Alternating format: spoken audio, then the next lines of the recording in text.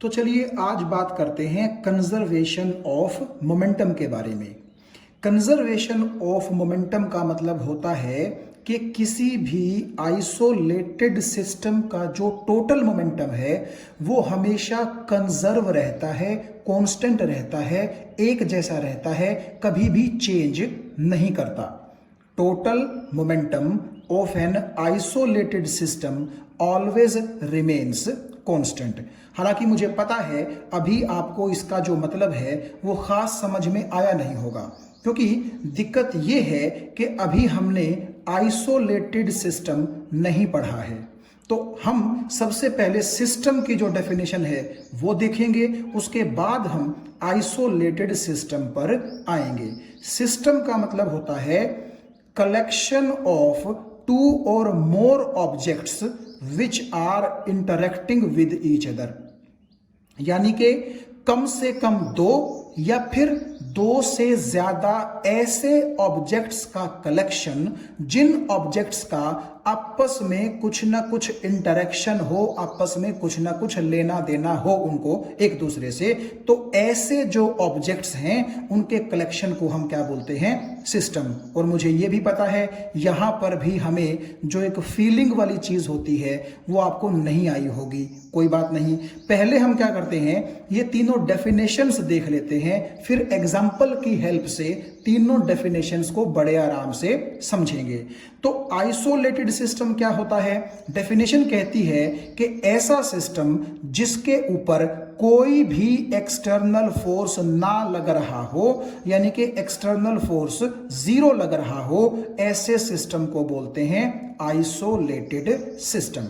तो भले ही हमने ये तीनों डेफिनेशंस पढ़ ली हैं, लेकिन अभी इनको समझना बाकी है। एक बार अगर आप फिर से देखें, ये जो कंजर्वेशन शब्द है इसका मतलब क्या होता है? इसका मतलब होता है एक जैसा, यानी कि कांस्टेंट, यानी कि सेम। और सेम का मतलब क्या है कि जैसा पहले था वैसा ही बाद में रहेगा, बदलेगा नहीं। आपको मैं ये चीज कंजर्वेशन का मतलब एक एग्जांपल से समझाता हूं।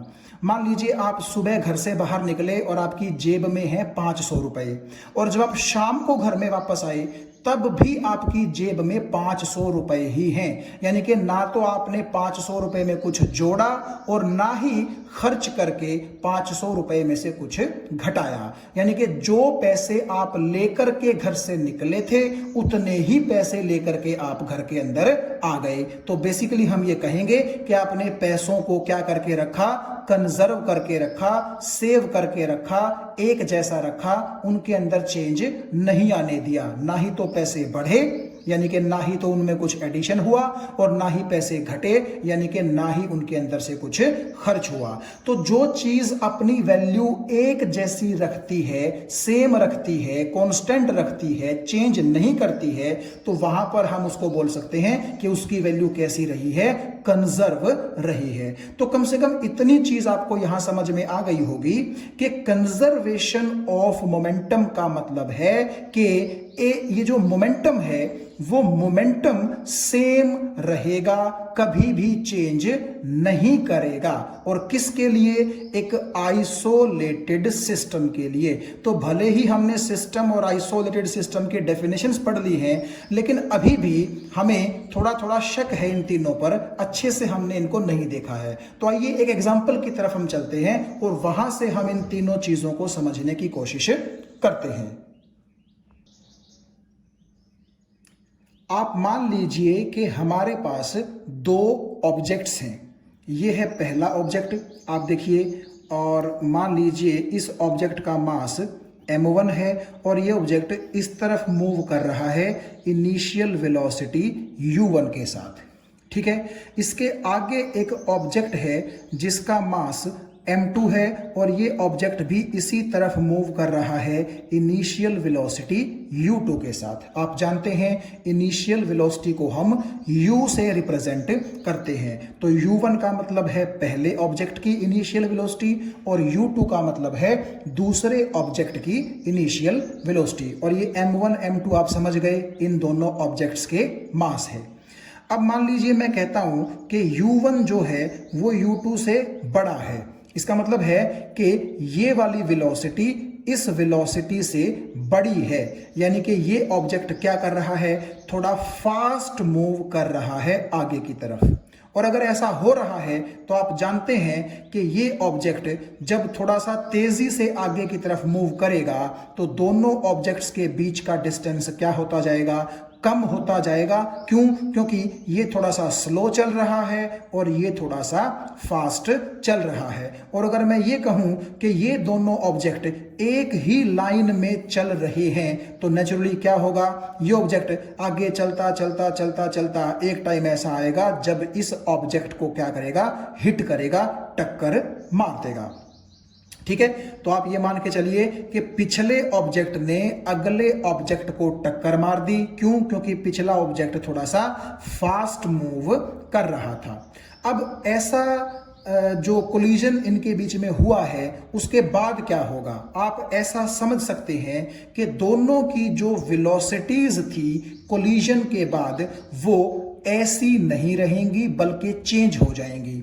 आप समझते हैं इस चीज को? देखो, इस ऑब्जेक्ट ने इस ऑब्जेक्ट को धक्का मारा तो इस ऑब्जेक्ट की वेलोसिटी थोड़ी सी बढ़ जाएगी और मान लीजिए बढ़ने के बाद इसकी वेलोसिटी हो गई v2। आप जानते हैं फाइनल वेलोसिटी को हम किस से रिप्रेजेंट करते हैं, v से। तो v2 का मतलब है मास नंबर 2 की फाइनल वेलोसिटी, और फाइनल वेलोसिटी का मतलब आप समझ गए, टक्कर लगने के बाद जो वेलोसिटी इसकी हुई है वो। और आप ये जानते हैं जो ऑब्जेक्ट टक्कर मारता है उसकी स्पीड थोड़ी बहुत क्या हो जाती है, कम हो जाती है। यानी कि इस m1 मास की जो स्पीड है वो u1 से घट करके कुछ ना कुछ और हो जाएगी, और मान लीजिए वो स्पीड इसकी हो गई, वो वेलोसिटी इसकी हो गई v1। एक्चुअली मैंने क्या किया है, इनिशियल वेलोसिटी के लिए सिंबल u यूज किया है और फाइनल वेलोसिटी के लिए सिंबल क्या यूज किया है, v यूज किया है।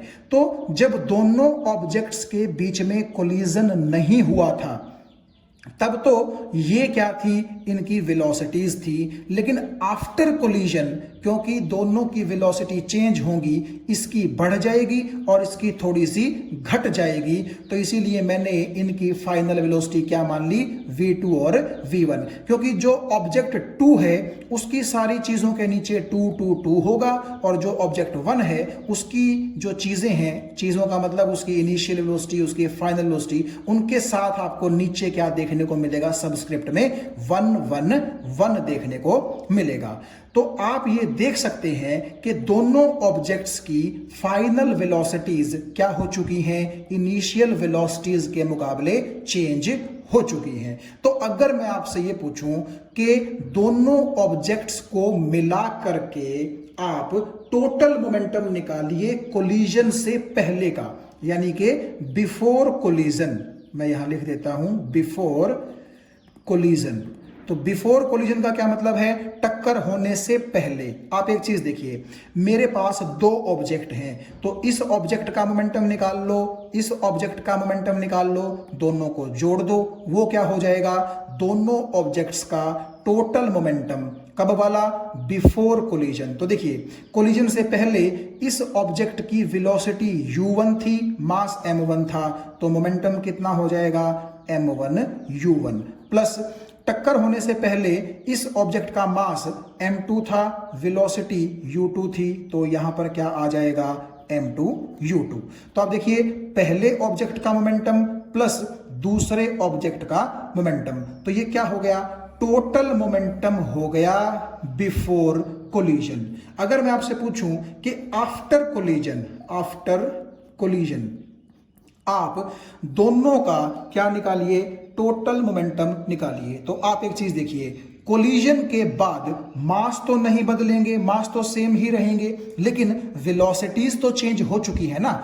इसकी वेलोसिटी v1 हो चुकी है और इसकी वेलोसिटी v2 हो चुकी है। तो आप देखिएगा, इसके मास को अगर मैं इसकी फाइनल वेलोसिटी के साथ मल्टीप्लाई कर दूं तो क्या आ जाएगा, इस ऑब्जेक्ट का मोमेंटम, जो कि आ जाएगा m1 इंटू v1। तो मैंने यहां पर लिखा m1 इंटू v1, प्लस इस ऑब्जेक्ट के मास को इस ऑब्जेक्ट की फाइनल वेलोसिटी के साथ मल्टीप्लाई आप कर दीजिए तो वो हो जाएगा m2 इंटू v2।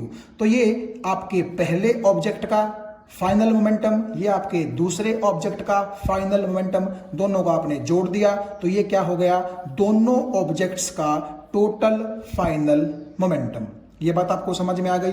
और देखिए अगर मैं ये कहूं कि जो आपके ये दोनों ऑब्जेक्ट्स हैं इनका कोलिजन से पहले वाला जितना भी है टोटल मोमेंटम, कोलिजन के बाद भी वो मोमेंटम उतना ही रहेगा, तो इसका क्या मतलब हुआ, इसका मतलब ये हुआ कि जो टोटल मोमेंटम है वो कंजर्व रहा है, वो चेंज नहीं हुआ है। यानी कि मुझे ये कहना चाहिए कि m1u1 plus m2u2 is equal to किसके, m1v1 प्लस m2v2। तो ये बात आपको समझ में आ गई होगी। ये मतलब होता है कंजर्वेशन ऑफ मोमेंटम का, कि आपके जो दो ऑब्जेक्ट्स हैं उनको अगर आप एक सिस्टम मान लें, ठीक है, अभी आएंगे हम उस चीज पर, तो उस सिस्टम का बिफोर कोलिजन जो टोटल मोमेंटम है आफ्टर कोलिजन भी वो उतना ही रहेगा, वो चेंज नहीं करेगा। तो चलिए सबसे पहले अब हम थोड़ा सा समझने की तरफ चलते हैं। सबसे हम पहले बात करते हैं सिस्टम की। मैंने आपसे कहा था कि कम से कम तो दो ऑब्जेक्ट हों या फिर 3 4 5 तो कितने भी हों, यानी कि 2 से ज्यादा ऑब्जेक्ट हों, कम से कम 2 तो हों ही हों, ठीक है। तो 2 से ज्यादा जो ऑब्जेक्ट हैं, ठीक, और आपके वो ऑब्जेक्ट आपस में क्या करें, इंटरेक्ट करें, तो उनके कलेक्शन को आप क्या बोल सकते हैं, सिस्टम बोल सकते हैं। तो क्या इन दोनों ऑब्जेक्ट्स के कलेक्शन को हम सिस्टम बोल सकते हैं? बिल्कुल बोल सकते हैं। क्यों बोल सकते हैं? देखिए पहली तो बात है, ये दो ऑब्जेक्ट हैं तो नेचुरली या तो 2 होने चाहिए या 2 से ज्यादा होने चाहिए, तो चलो कम से कम हमारे पास 2 तो हैं। दूसरा, ये सिस्टम क्यों कहला रहे हैं, क्योंकि इस ऑब्जेक्ट ने इस ऑब्जेक्ट के साथ इंटरेक्ट किया है। कैसे इंटरेक्ट किया है, इसने इसको क्या मारी है, टक्कर मारी है, दोनों के बीच में एक फिजिकल टच हुआ है। तो इंटरेक्शन का ये मतलब होता है कि वो दोनों ऑब्जेक्ट एक दूसरे के साथ किसी न किसी तरीके से रिलेटेड होने चाहिए। और यहां दोनों के बीच में रिलेशन क्या है, कि दोनों के बीच में क्या हुई है, टक्कर हुई है। तो ये मेरा मतलब था जब मैं बोलता था कि आपका सिस्टम जो है वो क्या होता है, ऐसे 2 या 2 से ज्यादा ऑब्जेक्ट्स का कलेक्शन होता है जिन ऑब्जेक्ट्स का आपस में कुछ ना कुछ लेना देना हो, कुछ ना कुछ इंटरेक्शन हो। तो भले ही दोनों के बीच में टक्कर हुई है लेकिन इंटरेक्शन तो है ना इनका आपस में, ठीक है। तो ये 2 ऑब्जेक्ट हैं, इनके बीच में क्या हुई, इंटरेक्शन हुई टक्कर के रूप में, ठीक है। तो हम इन दोनों ऑब्जेक्ट्स को मिला करके क्या बोल सकते हैं, एक सिस्टम। तो मुझे उम्मीद है अब ये बात आपको समझ में आ गई होगी कि कम से कम 2 या फिर 2 से ज्यादा ऐसे ऑब्जेक्ट्स का कलेक्शन जो आपस में किसी न किसी तरह से इंटरेक्ट कर रहे हों, ऐसे कलेक्शन को बोला जाता है क्या, सिस्टम। और आइसोलेटेड सिस्टम का क्या मतलब था? आइसोलेटेड सिस्टम का मतलब होता है ऐसा कलेक्शन ऑफ पार्टिकल्स, ऐसा कलेक्शन ऑफ ऑब्जेक्ट्स जिस पर बाहर से कोई फोर्स ना लगे, यानी कि बाहर से लगने वाला फोर्स कितना हो, 0। देखो आप सोचोगे कि इस ऑब्जेक्ट ने इस ऑब्जेक्ट पर फोर्स लगा दिया, कोई बात नहीं, ये तो सिस्टम के अंदर की, सिस्टम के अंदर जो घर है उसकी घर की बात हुई ना ये तो, ठीक है। मान लीजिए एक घर के 2 बंदे आपस में लड़ रहे हैं और तीसरा बंदा कोई उनको छुड़ाने पहुंच जाए, तो दोनों बंदे ये बोल देंगे कि भाई हम दोनों आपस में निपट लेंगे, हमारा घर का मामला है, तू हमारे बीच में मत पड़। यानी कि वो लोग बाहर से किसी पर्सन की दखल अंदाजी बर्दाश्त नहीं करते। तो ये क्या है, आप ये मान सकते हैं कि चाहे ये ऑब्जेक्ट इस पर फोर्स लगाए या फिर ये ऑब्जेक्ट इस पर फोर्स लगाए, आपस में ये फोर्स लगा सकते हैं एक दूसरे पर, लेकिन बाहर से कोई तीसरा ऑब्जेक्ट, कोई एक्सटर्नल ऑब्जेक्ट इन पर फोर्स ना लगाए, तो उस सिस्टम को हम बोलते हैं क्या, आइसोलेटेड सिस्टम। ये बात आपको समझ में आ गई होगी, ठीक है। ये दोनों आपस में जो फोर्स लगाते हैं उसको बोलते हैं इंटरनल फोर्स। इंटरनल क्यों, क्योंकि सिस्टम के अंदर अंदर लगने वाले फोर्सेस हैं वो।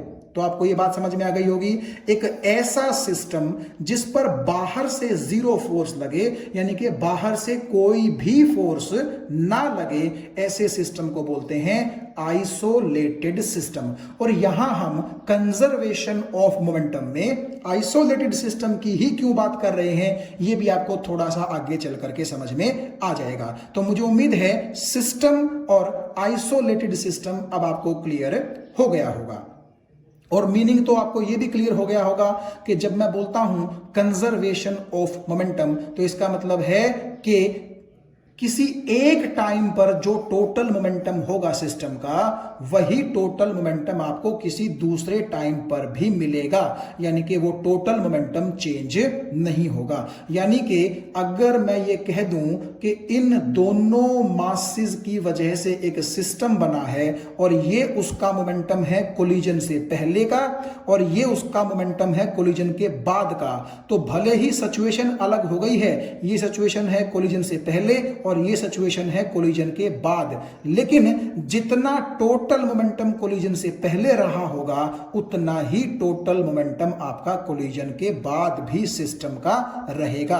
हालांकि आप ये देख सकते हैं कि जो ऑब्जेक्ट्स हैं अलग अलग, उनका मोमेंटम चेंज हो गया है। देखो जैसे पहला ऑब्जेक्ट है, उसका पहले मोमेंटम m1u1 था, बाद में m1v1 हो गया। जो दूसरा ऑब्जेक्ट है, पहले उसका मोमेंटम m2u2 था, बाद में उसका मोमेंटम m2v2 हो गया है।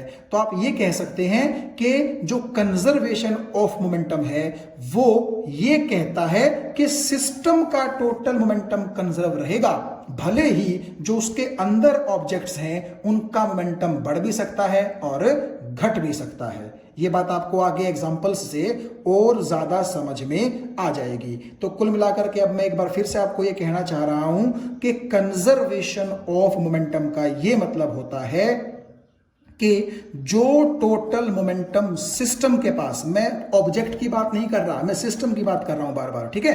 तो सिस्टम का जो टोटल मोमेंटम होता है किसी एक टाइम पर, वही मोमेंटम किसी दूसरे टाइम पर भी होता है। टाइम भले ही चेंज करे, टोटल मोमेंटम की वैल्यू चेंज नहीं करेगी। और टोटल मोमेंटम सिस्टम का कैसे निकाल लेंगे? सिस्टम के अंदर जितने पार्टिकल्स हैं सभी का मोमेंटम आप निकाल लीजिए और उनका सम कर दीजिए, that will be the total momentum of the system. तो अब हम थोड़ा सा और आगे चलते हैं चीजों को समझने के लिए। तो यहां अगर आप ध्यान से देखें, इन इमेजेस में भी मैंने वही बात बताई है जो मैंने अभी आपको एक अलग पेज पर समझाई थी। ये वही दोनों ऑब्जेक्ट हैं और पीछे वाले ऑब्जेक्ट की वेलोसिटी थोड़ी सी ज्यादा है। ये सीन है दोनों के बीच में बिफोर कोलिजन का। फिर क्या हुआ, क्योंकि इसकी वेलोसिटी ज्यादा है और एक ही लाइन में चल रहे हैं, तो इसने जाकर के इसको टक्कर मारी। और ये सीन है कब का?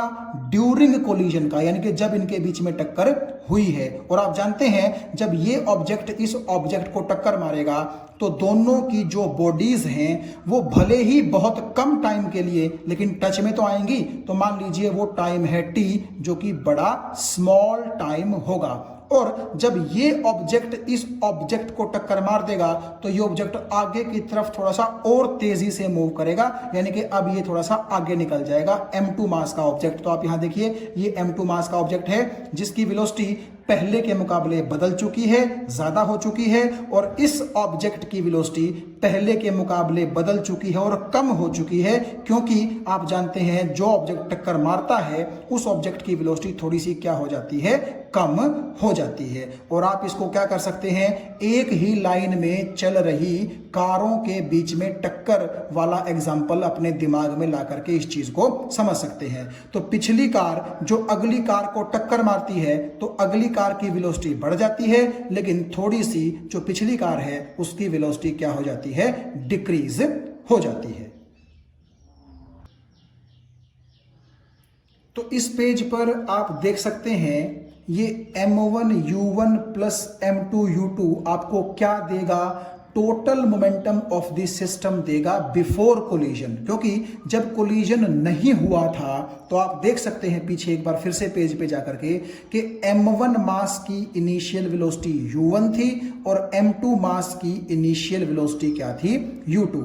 तो हमने पहले ऑब्जेक्ट का अलग से मोमेंटम निकाल लिया, दूसरे ऑब्जेक्ट का अलग से मोमेंटम निकाल लिया और दोनों को जोड़ दिया तो वो क्या बन गया? Total momentum of the system. क्यों? सिस्टम के अंदर ये दो ही तो ऑब्जेक्ट हैं, तो दोनों ऑब्जेक्ट्स का जब आप मोमेंटम जोड़ेंगे तो नेचुरली वो किसका मोमेंटम बन जाएगा? सिस्टम का मोमेंटम बन जाएगा। सिमिलरली ये क्या है? ये है total momentum of the same system but after collision, क्योंकि आफ्टर कोलिजन दोनों जो मासेस हैं उनकी वेलोसिटीज बदल जाती थी, तो आप पहले ऑब्जेक्ट का और दूसरे ऑब्जेक्ट का मोमेंटम अलग अलग निकाल करके जब जोड़ देंगे तो that will be the total momentum of the system after collision. और अगर मोमेंटम कंजर्वेशन सच है, जो कि हम देखेंगे सच भी है, ठीक है, तो वो क्या बोलता है कि कोलिजन से पहले जो टोटल मोमेंटम रहा होगा कोलिजन के बाद भी वैल्यू वही रहेगी। एक बार फिर से सुनिए, मैं सिस्टम के टोटल मोमेंटम की बात कर रहा हूं, इंडिविजुअल ऑब्जेक्ट की बात नहीं कर रहा, क्योंकि आप देख सकते हैं कि पहले ऑब्जेक्ट का मोमेंटम कोलिजन से पहले m1 u1 था, लेकिन कोलिजन के बाद m1 v1 हो चुका है। तो आप अगर ध्यान से देखें तो पहले ऑब्जेक्ट का भी और दूसरे ऑब्जेक्ट का भी मोमेंटम क्या हो चुका है? चेंज हो चुका है। लेकिन आप ये देखिए सिस्टम का मोमेंटम क्या रहेगा? कांस्टेंट रहेगा। और बेसिकली होता ये है कि आपके एक ऑब्जेक्ट का मोमेंटम जितना घट जाता है उतना ही दूसरे ऑब्जेक्ट का मोमेंटम बढ़ जाता है, इसीलिए दोनों का सम क्या रहता है? कांस्टेंट रहता है। और अब आप देखिएगा ध्यान से, इस एग्जाम्पल में आपको ये चीज बड़े अच्छे से समझ में आ जाएगी, क्योंकि न्यूमेरिकल ये एक एग्जाम्पल है। मान लीजिए पहला ऑब्जेक्ट है 2 किलो का, जो इधर चल रहा है 3 मीटर पर सेकंड की स्पीड से। तो आप ये देखिएगा, ये दोनों ऑब्जेक्ट्स के बीच की इनिशियल सिचुएशन है। तो आप ऐसा कीजिए, पहले ऑब्जेक्ट का मोमेंटम निकाल लीजिए। तो मास उसका 2 है, वेलोसिटी उसकी 3 है, तो 2 तिया कितना हो गया? 6। तो ये 6 क्या है? ये इस ऑब्जेक्ट का इनिशियल मोमेंटम है। अच्छा, अब देखिए दूसरा जो ऑब्जेक्ट है वो मैंने मानना है 1 kg का, और वो भी इस तरफ चल रहा है 2 मीटर पर सेकंड की स्पीड से। तो उसके मास को उसकी वेलोसिटी से मल्टीप्लाई कर दो, तो 2 × 1 क्या हो जाएगा? 2। तो ये 2 क्या है? इस ऑब्जेक्ट नंबर 2 का इनिशियल मोमेंटम। और दोनों मोमेंटम जब आप जोड़ देंगे तो ये क्या आ गया? जो 8 आपको दिखाई दे रहा है, ये है दोनों ऑब्जेक्ट्स से बनने वाले सिस्टम का total initial momentum before collision. Collision से पहले ये आपके सिस्टम का क्या है? टोटल मोमेंटम है। अब देखो, आप देख सकते हैं ये वाला ऑब्जेक्ट थोड़ा सा फास्ट चल रहा है, ये ऑब्जेक्ट थोड़ा सा स्लो चल रहा है, तो नेचुरली ये आगे चलते चलते चलते एक टाइम ऐसा आएगा जब इसको टक्कर मारेगा। और ये सिचुएशन है आप देखिए ड्यूरिंग कोलिजन की, ये चीज आपको समझ में आ गई होगी। और क्या होता है ड्यूरिंग कोलिजन? ये पीछे वाला ऑब्जेक्ट इस ऑब्जेक्ट को इस तरफ क्या करता है? फोर्स लगाता है। ये बात समझ में आ गई आपको। और आप देख सकते हैं कि ये 1 किलो का ऑब्जेक्ट पहले ही इस तरफ चल रहा था और इस पर फोर्स भी इस तरफ लग गया, तो नेचुरली इसकी वेलोसिटी तो बढ़ जाएगी। तो आप देखिएगा, पहले अगर इसकी वेलोसिटी 2 थी तो अब इसकी वेलोसिटी कितनी हो चुकी है? 4 हो चुकी है। अच्छा, न्यूटन का थर्ड लॉ क्या बोलता है कि अगर एक ऑब्जेक्ट दूसरे ऑब्जेक्ट पर फोर्स लगाएगा तो वो दूसरा ऑब्जेक्ट इस पहले ऑब्जेक्ट पर क्या करेगा? उल्टी डायरेक्शन में बराबर फोर्स लगाएगा। यानी कि अगर पहले ऑब्जेक्ट ने दूसरे ऑब्जेक्ट पर इस तरफ फोर्स लगाया, ठीक है, तो ये दूसरा ऑब्जेक्ट पहले ऑब्जेक्ट पर अपोजिट डायरेक्शन में फोर्स लगाएगा और बराबर वैल्यू का लगाएगा। ये हम न्यूटन के थर्ड लॉ में पढ़ चुके हैं। अब आप देखो ध्यान से, ये 2 किलो का ऑब्जेक्ट इस तरफ चल रहा था, लेकिन आपके कोलिजन की वजह से इस ऑब्जेक्ट पर फोर्स कहां लगा? इस तरफ। तो आप एक चीज देखिएगा, ऑब्जेक्ट जिस तरफ चल रहा था उसके अपोजिट डायरेक्शन में फोर्स लगा, तो नेचुरली इसकी वेलोसिटी तो घटेगी। तो आप देख सकते हैं कि बिफोर कोलिजन अगर इस ऑब्जेक्ट की वेलोसिटी 3 थी तो आफ्टर कोलिजन इस ऑब्जेक्ट की वेलोसिटी घट करके कितनी हो चुकी है? 2 मीटर पर सेकेंड हो चुकी है। तो कुल मिला के ये सिचुएशन है आपकी बिफोर कोलिजन, ये सिचुएशन है ड्यूरिंग कोलिजन और ये सिचुएशन है आफ्टर कोलिजन। तो चलिए अब हम टोटल मोमेंटम निकालते हैं आफ्टर कोलिजन। तो 2 ऑब्जेक्ट हैं, दोनों का अलग अलग मोमेंटम आप निकाल लीजिए। तो 2 दूनी 4 इसका मोमेंटम हो गया, और 4 × 1 4 ये इसका मोमेंटम हो गया, और 4 + 4 आप देखिए कितना हो गया? 8। तो आप एक चीज देखिएगा, वही दोनों ऑब्जेक्ट यहां पर सिस्टम बनाते थे, वही दोनों ऑब्जेक्ट यहां पर भी सिस्टम बना रहे हैं, यानी कि सिस्टम सेम है।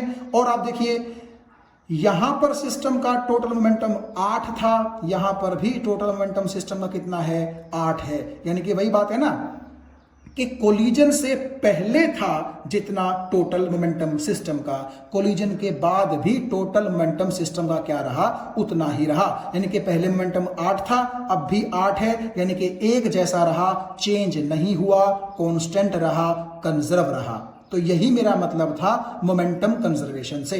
तो मैं आपको क्या कह रहा था कि किसी भी सिस्टम का, रादर ये बोलना चाहिए किसी भी आइसोलेटेड सिस्टम का जो टोटल मोमेंटम होता है वो हमेशा कंजर्व रहता है। यानी कि अगर किसी एक टाइम पर वो 8 था तो किसी दूसरे टाइम पर भी वो कितना रहेगा, 8 ही रहेगा। हाँ, आप ये देख सकते हैं कि अलग अलग ऑब्जेक्ट का मोमेंटम चेंज हो चुका है। पहले आप देखिए इसका मोमेंटम 3 दूनी 6 था, लेकिन इसका बाद में कितना हो चुका है, 2 दूनी 4 हो चुका है। पहले इसका मोमेंटम 2 गुना 1 2 था, लेकिन बाद में इसका मोमेंटम 4 गुना 1 4 हो चुका है। तो मैं आपसे वही कह रहा था कि अलग अलग ऑब्जेक्ट्स के मोमेंटम घटते रहते हैं, बढ़ते रहते हैं, वो कंजर्व नहीं रहते, वो एक जैसे नहीं रहते।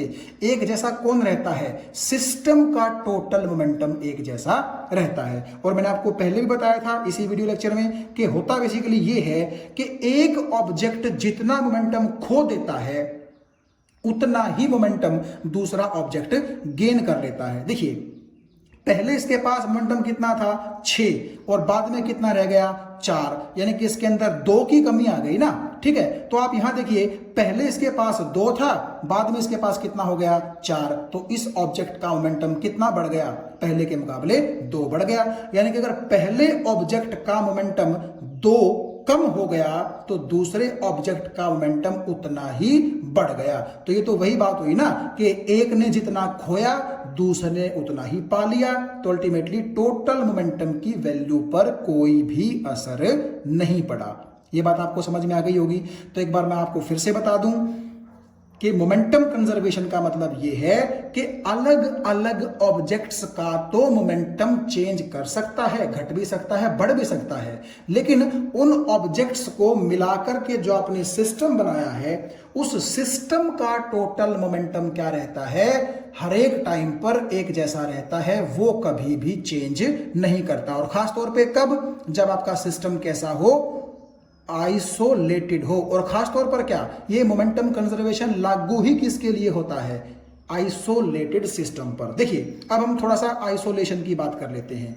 आप ऐसा मान लीजिए कि इन दोनों ऑब्जेक्ट्स पर और इन दोनों ऑब्जेक्ट्स पर बाहर से आपने देखा कोई भी फोर्स नहीं लग रहा है। हालांकि इन दोनों ने इंटरनल फोर्स जरूर लगाए हैं, लेकिन हमने आपसे पहले भी कहा कि इंटरनल फोर्सेस से कोई प्रॉब्लम नहीं है, प्रॉब्लम है एक्सटर्नल फोर्सेस से। मान लीजिए हुआ ये कि जब दोनों ऑब्जेक्ट ड्यूरिंग कोलिजन आपस में टच में थे तो सपोज करो बाहर से किसी बंदे ने फोर्स लगा दिया, मान लीजिए आप। तो एक बात आप देखो, आप अगर ये बाहर से फोर्स ना लगाते तो क्या होना चाहिए था, इसकी वेलोसिटी थोड़ी सी बढ़नी चाहिए थी जो कि बढ़ी है, और इसकी वेलोसिटी पहले के मुकाबले घटनी चाहिए थी जो कि घटी है। आप पहले की वैल्यूज देख सकते हैं और अब की वैल्यूज देख सकते हैं। लेकिन जब आप बाहर से फोर्स लगा देंगे तो आप एक चीज देखो, इस ऑब्जेक्ट की वेलोसिटी तो बढ़ ही चुकी है, तो बाहर वाले फोर्स की वजह से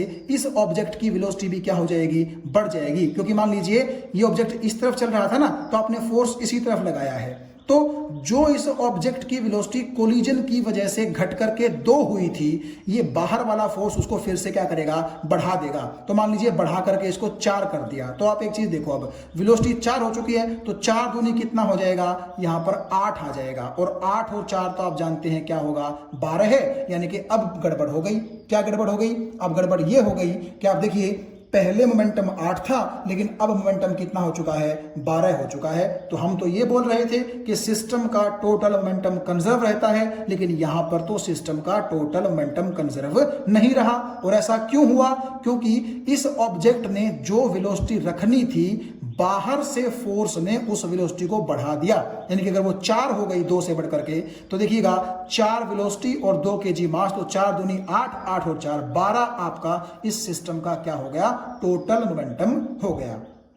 तो आपने ये देखा कि बाहर से अगर कोई फोर्स लगाया जाता है तो वो क्या प्रॉब्लम क्रिएट करता है, वो ये प्रॉब्लम क्रिएट करता है कि वो सिस्टम के टोटल मोमेंटम को कंजर्व नहीं रहने देता। इसीलिए हम कहते हैं कि भाई बाहर से आपने कोई फोर्स नहीं लगाना है, आपस में ये फोर्स लगाते रहें, कोई समस्या नहीं है, कोई दिक्कत नहीं है। तो आप ध्यान से अब समझ गए होंगे कि ऐसा सिस्टम जिस पर बाहर से कोई फोर्स ना लग रहा हो, यानी कि जीरो फोर्स लग रहा हो, उसको हम बोलते हैं क्या, आइसोलेटेड सिस्टम। तो अब आपको पूरी उम्मीद है मुझे कि डेफिनेशन समझ में आ गई होगी। ऐसा सिस्टम जिस पर बाहर से कोई फोर्स ना लग रहा हो उसको हम बोलते हैं आइसोलेटेड सिस्टम। और सिस्टम किसको बोलते हैं, 2 या 2 से ज्यादा ऑब्जेक्ट्स का ऐसा कलेक्शन जो आपस में इंटरेक्ट कर रहा हो, उसको हम क्या बोलते हैं, सिस्टम बोलते हैं। और आपको यह भी समझ में आ गया होगा कि अगर सिस्टम आइसोलेटेड होगा तो ही उसका मोमेंटम क्या रहेगा, कंजर्व रहेगा। और अगर सिस्टम पर बाहर से आपने फोर्स लगा दिया, यानी कि सिस्टम अब आइसोलेटेड नहीं रहा, तो मोमेंटम भी कंजर्व नहीं रहेगा। तो अभी तक जो हमने मोमेंटम कंजर्वेशन की बात की, वो तो हमने जस्ट एक मतलब ये समझ के चल लीजिए कि सिर्फ बात की है कि ऐसा होता है कि सिस्टम का जो टोटल मोमेंटम है पहले भी, और सिस्टम का जो टोटल मोमेंटम है किसी बाद वाले टाइम पर भी कांस्टेंट रहता है, और इसी को बोलते हैं हम मोमेंटम कंजर्वेशन। और ये एक आइसोलेटेड सिस्टम के लिए होता है। लेकिन इसका मैथमेटिकल प्रूफ अब हम करने जा रहे हैं। तो आप ये देखिएगा, ये वही ऑब्जेक्ट हैं, ठीक है, जो आपको बिफोर कोलिजन, ड्यूरिंग कोलिजन और आफ्टर कोलिजन की सिचुएशन में दिखाई दे रहे हैं। तो बार बार इनके बारे में बात करने का कोई फायदा नहीं है। आप सब समझते हैं कि पहला ऑब्जेक्ट, दूसरा ऑब्जेक्ट, उनकी इनिशियल वेलोसिटीज, उनकी फाइनल वेलोसिटीज हैं। और ये आपको क्या दिखा रखा है, ड्यूरिंग कोलिजन का एक सीन दिखा रखा है। यानी कि अगर इस ऑब्जेक्ट की वेलोसिटी ज्यादा है तो ये ऑब्जेक्ट अगले ऑब्जेक्ट पर इस तरफ फोर्स लगाएगा, और न्यूटन के थर्ड लॉ के अकॉर्डिंग अगर इस मास पर इस डायरेक्शन में फोर्स लगता है तो ये मास m1 पर अपोजिट डायरेक्शन में फोर्स लगाएगा। तो ये आप ये देखिए, m1 ने m2 पर लगाया F2 फोर्स, और m2 ने m1 पर लगाया वापस F1 फोर्स। तो आप ये देख सकते हैं कि जो m1 ऑब्जेक्ट है उस पर लगने वाला फोर्स F1 है, और जो m2 ऑब्जेक्ट है उस पर लगने वाला फोर्स क्या है, F2।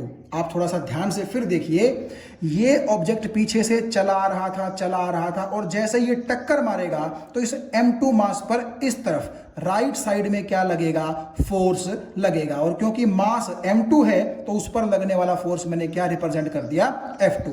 तो न्यूटन ने क्या कहा था कि अगर एक ऑब्जेक्ट दूसरे ऑब्जेक्ट पर फोर्स लगाएगा तो दूसरा ऑब्जेक्ट भी पहले ऑब्जेक्ट पर इक्वल और अपोजिट फोर्स लगाएगा। तो इस m2 ने m1 पर इस तरफ लेफ्ट साइड में जो फोर्स लगाया, मैंने उसको मान लिया क्या, F1। क्यों, 1 के साथ 1 और 2 के साथ 2 ही अच्छा रहेगा, हमें कंफ्यूजन नहीं होगा।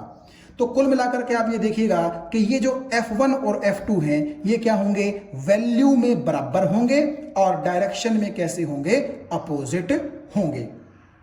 अब जब ये दोनों ऑब्जेक्ट एक दूसरे से टक्कर करते हैं तो मान लीजिए ड्यूरिंग कोलिजन बहुत ही स्मॉल टाइम के लिए आपस में ये टच करते हैं, और मान लीजिए वो टाइम है t। यानी कि मैंने लिखा during collision both m1 and m2 are in contact for very small time and let this time is t।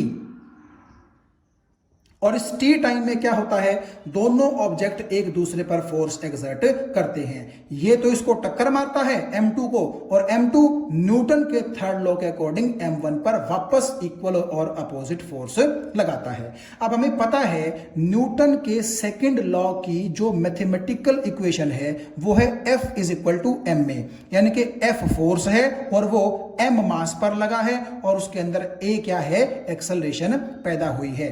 और आप यहां देखिए m की जगह तो m है, एक्सेलरेशन को मैंने लिख लिया चेंज इन वेलोसिटी बटे टाइम की फॉर्म में, यानी कि final velocity minus initial velocity बटे t यानी कि टाइम। तो अब देखिए अगर मैं न्यूटन्स सेकंड लॉ इन दोनों ऑब्जेक्ट्स पर बारी बारी अप्लाई करूं तो चलिए सबसे पहले हम नंबर लगाते हैं ऑब्जेक्ट 1 का, या चलिए हम सबसे पहले ऑब्जेक्ट 2 की बात करते हैं, थोड़ा सा आसान रहेगा आपके लिए। देखो क्या है कि ये जो m1 मास का ऑब्जेक्ट है ये आगे चलते चलते चलते आपके m2 मास पर राइट साइड में क्या करेगा, एक फोर्स लगाएगा जिसको मैंने F2 बोला है। तो आप ध्यान से देखिए F2 फोर्स किस पर लगा है, m2 ऑब्जेक्ट पर, यानी कि F की जगह जब F2 आ जाएगा तो M की जगह क्या आ जाएगा, m2, क्योंकि ये वही फोर्स होता है जो मास पर लगता है। तो आप ये देख सकते हैं कि F2 फोर्स कौन से मास पर लगा है, m2 मास पर। तो हमने क्या किया, F की जगह F2 रख दिया और M की जगह m2 रख दिया। और आप एक चीज देखो, जो फोर्स ये m2 पर लगा है तो नेचुरली ये फोर्स क्या करेगा, m2 की ही वेलोसिटी चेंज करेगा ना। तो m2 की इनिशियल वेलोसिटी u2 थी, फाइनल वेलोसिटी v2 हो चुकी है, तो चेंज इन वेलोसिटी कितनी हुई, final velocity minus initial velocity, यानी कि v2 माइनस u2। तो v माइनस u की जगह आ गया v2 माइनस u2। और ये चेंज कितने टाइम में हुआ है, जितने टाइम तक आपके ऑब्जेक्ट क्या करते रहे हैं, आपस में कोलिजन करते रहे हैं। और वो कोलिजन उन्होंने कितने टाइम तक किया है, t टाइम तक। तो आप ये कह सकते हैं कि v की जगह v2 आ गया यहां पर, और आप देखिए u की जगह क्या आ गया, u2 आ गया। और ये जो आपकी वेलोसिटी चेंज हुई है u2 से v2, वो कितने टाइम में चेंज हुई है, t टाइम में चेंज हुई है। तो नीचे t की जगह क्या आ गया, t आ गया। तो मुझे उम्मीद है F is equal to m में ये वाली जो इक्वेशन है हमने ऑब्जेक्ट नंबर 2 पर कैसे अप्लाई की, ये आपको बात समझ में आ गई होगी। फोर्स की जगह फोर्स आ गया, मास की जगह मास आ गया, फाइनल वेलोसिटी की जगह फाइनल वेलोसिटी आ गई, इनिशियल वेलोसिटी की जगह इनिशियल वेलोसिटी आ गई, टाइम की जगह टाइम आ गया। लेकिन क्योंकि ये ऑब्जेक्ट नंबर 2 पर आप लगा रहे हैं तो ऑब्जेक्ट नंबर 2 की ही सारी चीजें इसके अंदर आएंगी। सिमिलरली आप ये देखिए, जब ये ऑब्जेक्ट इस ऑब्जेक्ट पर इस तरफ फोर्स लगाता है तो न्यूटन के थर्ड लॉ के अकॉर्डिंग ये ऑब्जेक्ट भी इस ऑब्जेक्ट पर वापस पीछे की डायरेक्शन में इक्वल और अपोजिट फोर्स लगाता है। तो F1 फोर्स किस पर लगा, आपके m1 मास पर लगा। तो अगर F की जगह F1 रखेंगे तो नेचुरली M की जगह आपको क्या रखना पड़ेगा, m1 रखना पड़ेगा। क्यों, क्योंकि F1 जो फोर्स है वो आपका m1 ऑब्जेक्ट पर लग रहा है। और इस फोर्स ने क्या किया, आपके ऑब्जेक्ट की इनिशियल वेलोसिटी u1 से चेंज करके v1 कर दी।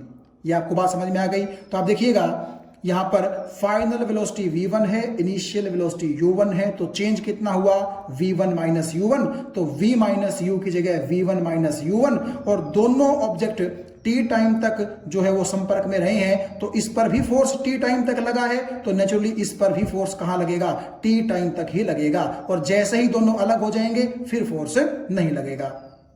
तो यहां पर t की जगह क्या आ गया, t। तो ये आ गया जी हमारे पास पहले मास के लिए इक्वेशन, और ये आ गई हमारे पास दूसरे मास के लिए इक्वेशन। तो आप एक चीज देख सकते हैं कि मैंने आपसे कहा था कि ये F1 और F2 दोनों क्या होंगे, इक्वल होंगे। तो F1 is equal to F2। ये प्लस माइनस क्या है, ये प्लस माइनस बताते हैं कि ये दोनों फोर्सेज इक्वल और अपोजिट हैं। इसका मतलब ये है कि आप देखिए कि F2 अगर राइट साइड में है तो F1 कहां है, लेफ्ट साइड में है। और आप ऐसा समझ के चलिए कि इस साइड होती है प्लस एक्स एक्सिस, तो F2 के साथ मैंने क्या लगा दिया, प्लस लगा दिया। और इस साइड क्या होती है, लेफ्ट साइड में माइनस एक्स एक्सिस, तो इसके साथ मैंने क्या लगा दिया, माइनस। तो ये प्लस माइनस क्या इंडिकेट करते हैं, ये इंडिकेट करते हैं कि F2 फोर्स प्लस एक्स में है और F1 फोर्स माइनस एक्स में है। तो बेसिकली आप अगर प्लस माइनस को हटा देंगे तो दोनों फोर्स बराबर हैं, और प्लस माइनस को अगर रखेंगे तो हम क्या कह सकते हैं कि दोनों फोर्स बराबर हैं और अपोजिट है, यानी कि अगर एक प्लस एक्स में है तो दूसरा कहां है, माइनस एक्स में है। तो आपको ये प्लस माइनस इसके साथ रखना पड़ेगा, क्योंकि प्लस माइनस किसको शो करता है कि दोनों फोर्स अपोजिट हैं। इक्वल टू का साइन क्या करता है कि फोर्सेस इक्वल है। तो आप क्या करें, इस माइनस को यहीं रहने दें, F1 की ये वाली वैल्यू यहां पुट कर दें, इक्वल टू का इक्वल टू आ गया, प्लस आप यहां पर रख सकते हैं, ना रखेंगे तो भी कोई प्रॉब्लम नहीं। F2 की वैल्यू यहां से उठा करके आप यहां रख सकते हैं, तो हमारे पास ये इक्वेशन आ जाएगी। उसके बाद ये t से t क्या हो जाएगा, कैंसल, तो ये दोनों आपस में मल्टीप्लाई हो जाएंगे, फिर इसको इससे मल्टीप्लाई कीजिए, इसको इससे कीजिए, इसको इससे कीजिए। तो जब आप ये मैथमेटिक्स सॉल्व कर लेंगे तो आप ये देखिएगा M1 U1 के पास आप इसको ले आइए और इस माइनस के M1 V1 को उस तरफ ले जाइए, तो ये आपके पास यहां बचा और ये आपके पास यहां बचा। ये क्या है, initial velocity mass, initial velocity mass. तो इसका मतलब है ये हमारे पास आ गया total momentum of the system before collision, और आप देखिएगा ये वेलोसिटीज कब हैं, आफ्टर कोलिजन। तो इसका मतलब ये हमारे पास आ गया total momentum of the system after collision. तो आप ये देखिएगा यहां से हम चले थे और लास्ट में हम इस इक्वेशन पर पहुंच गए, और ये इक्वेशन हमें क्या बताती है कि किसी भी आइसोलेटेड सिस्टम का जितना टोटल मोमेंटम एक टाइम पर रहा होगा, यानी कि बिफोर कोलिजन रहा होगा, उतना ही मोमेंटम किसी दूसरे टाइम पर यानी कि आफ्टर कोलिजन रहा होगा। भाई बिफोर कोलिजन का मतलब है एक अलग टाइम और आफ्टर कोलिजन का मतलब है एक अलग टाइम। तो टाइम भले ही अलग अलग हैं, लेकिन सिस्टम का जो टोटल मोमेंटम पहले था वही टोटल मोमेंटम बाद में भी रहेगा। तो मुझे उम्मीद है ये चीज आपको अच्छी तरह समझ में आ गई होगी कि एक आइसोलेटेड सिस्टम के लिए उस सिस्टम का टोटल मोमेंटम एक जैसा रहता है, कभी चेंज नहीं करता, हालांकि इंडिविजुअल ऑब्जेक्ट्स का चेंज कर सकता है। तो इसके साथ ही अब हम क्या करते हैं, इस टॉपिक को खत्म करते हैं और नेक्स्ट टॉपिक में फिर मुलाकात होगी। Thank you.